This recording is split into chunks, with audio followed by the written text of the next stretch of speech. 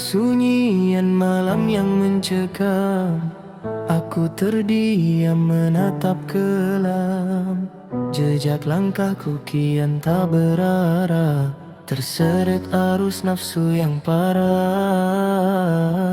Dulu ku kejar kilau dunia, hingga ku lupa siapa pencipta. Kini hatiku terasa hampa, terkubur dalam tumpukan dosa. Ingin ku berlari namun kaki terbelenggu oleh rantai hitam masa laluku. Kepada siapa ku mengadu saat bayanganku sendiri menjauh dariku?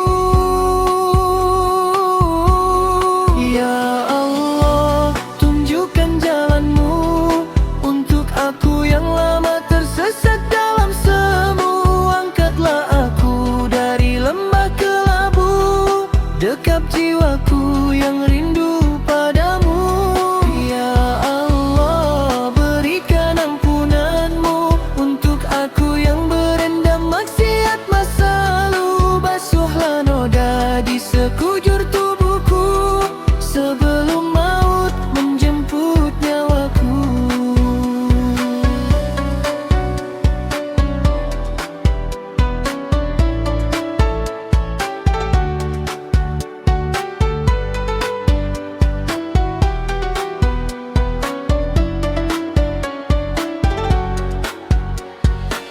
Setiap helai nafas yang kau beri hanya ku gunakan untuk mengingkari. Namun rahmatmu tak pernah berhenti menunggu hambamu ini kembali. Air mata ini saksi bisu atas sesal yang menghujam kalbu. Tak ada lagi tempat bertumpu, hanya padamu ya Rabbku. Engkau maha pengampun, maha penyayang, luas ampunanmu tak terbilang. Meski dosaku setinggi bintang, jangan biarkan aku pulang dengan tangan hampa. Ya Allah, tunjukkan jalanmu untuk aku yang lama tersesat dalam semu. Angkatlah aku dari lembah kelabu, dekap jiwaku yang rindu padamu.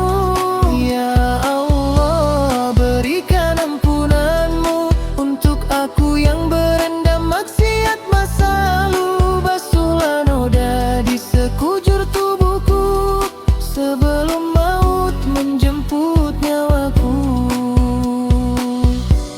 Tunjukkan jalanmu,